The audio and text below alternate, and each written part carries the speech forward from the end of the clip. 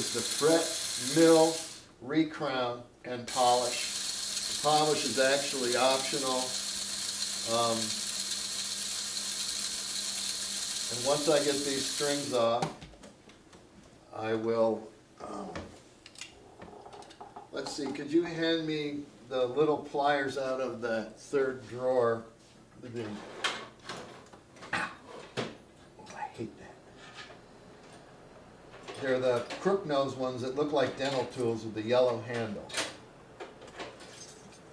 I hope that if they're not, any little set of needle nose will do, in case I need them.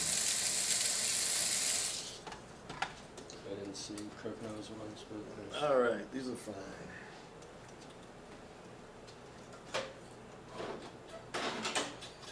At some point, we'll discuss how to put strings on your guitar. Everybody has their own method, and some of them waste a lot of time. And there's a lot of myth that one can end up seeing. All right, we've removed the strings. We're going to zoom in on the fretboard now, and I will continue my rap. So it's going to be a little rough. This is indie video we're talking about. So you can keep focusing it as you need to.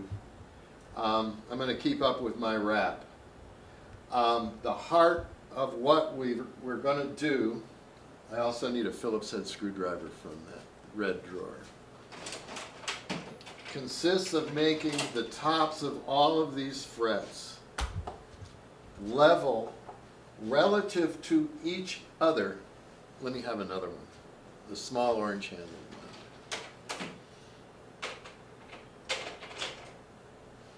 That's the first step.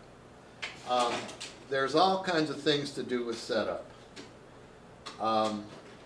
We're not talking about setup yet. Setup will involve the possibility of putting some bow in this neck.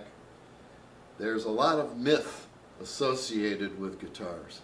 And 15 years ago I decided to start this little company, and my stated mission was to debunk the myth of the acoustic guitar. We'll talk about that later.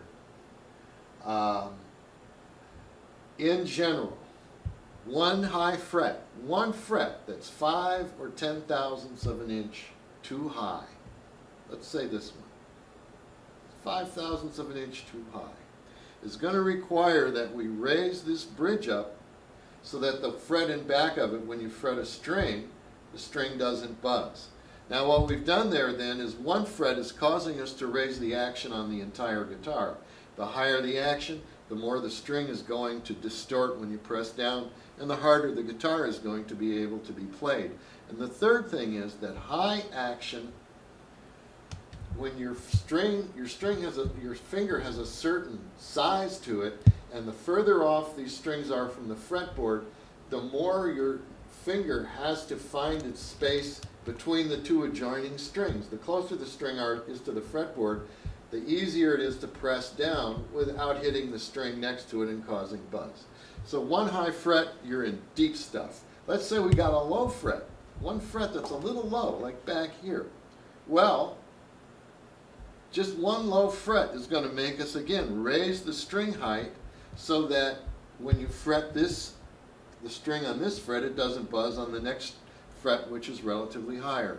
The bottom line here is these frets are going to be level to each other within plus or minus 1/1000th of an inch.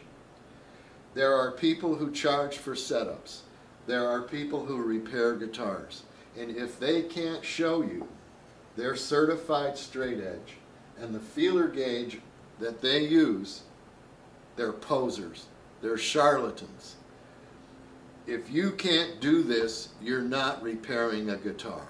I'm sorry. You can do cosmetic stuff, you can refinish, you can make it look good, you can make it mechanically sound, but where the rubber meets the road is getting these frets flat relative to each other within 1/1000th of an inch. I'm looking for my feeler gauge. I seem to have this. Oh, here it is, right here. This is. We're going to talk about tools. The place to go for tools is Stewart McDonald. They have the best. Their stuff is high quality. I have nothing bad to say, mostly stuff good to say. The one thing I've seen with Stuart McDonald is that they're selling a lot of tools that are very sophisticated that you don't need. This feeler gauge came from AutoZone. This particular feeler gauge was bought because it has the thinnest one available, which is 0.0015. That's 15 tenths, 1.5 thousandths of an inch. It's also 0.038 millimeters. I'm going to take the truss rod cover off. We're going to do a couple of these fret jobs again because it is the heart of the guitar. This guitar is owned by a guy that is helping me make this video. He's learning about guitar repair and possibly guitar building. I'm reaching over here for an empty string package. These parts are going to go in. Save your string packages until you get too many of them. It'll help. I'm working on 2 other guitars. In anticipation, I've removed this in case we're going to have to adjust the neck. Our goal is to assess the neck first, see where it is, and then eventually get it so that this feeler gauge will, this has been proofed on a granite surface plate at a machine shop to be flat within a half a thousand. I'm going to start in the middle. First fret's fine. Now the neck is bowed. We have a bow in the neck, and it's bowed completely until we're almost down to the last fret. This will be a progressive. You're going to find necks that are bowed backwards. You loosen the truss rod, and the neck won't bow frontwards. We'll deal with that at another time. I'm going to have to see what we need in the way of a tool. Allen wrench. I'm going to get up and find my Allen wrench. I've moved my portable tool display to make the video. You can just keep it rolling. I can usually find this pretty quickly. Even smaller, huh? Or bigger. What's it going to be? Not that one. Not that one.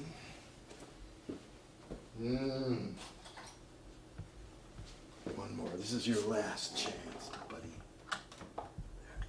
There it is. We're going to, again, tighten the truss rod, remove the bow.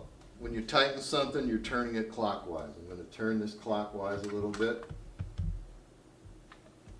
until the bow is out. If we're lucky, this thing will be flat. But actually, at that point, I'll have to find another guitar to do this video with. Now I got 2 frets that are okay. We still have some bow. We've got a high fret at number 8, 9. These are looking okay.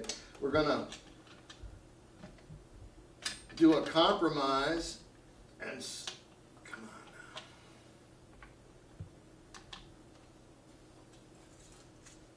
There'll be a point at which we're bending the neck.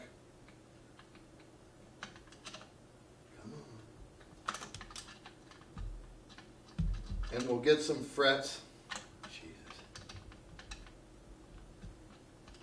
Way up at the top. To level the frets in the middle, these will show up low. The first step is to do your best job. Okay, now the first 5 are in, 6, 7 are down. Now we have some low frets here and some low frets here, and then we're still touching. I'm going to tweak it just a little more. You can almost keep tweaking it until the first fret shows up.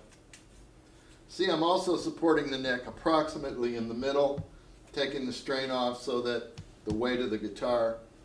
This is an electric guitar. What we're doing is the same for electrics or acoustics. Now, the neck is starting to bow backwards. The first 2, 3, 4, 5 frets are level to each other. The 6th fret is low, 7th fret is low, 8th fret is now touching, 9, 8 and 9 are high, then 10 is low, 11, well, this is a typical neck, 11 is low, 13 is high. Now these are low and we're right off the end. This is a good place to start.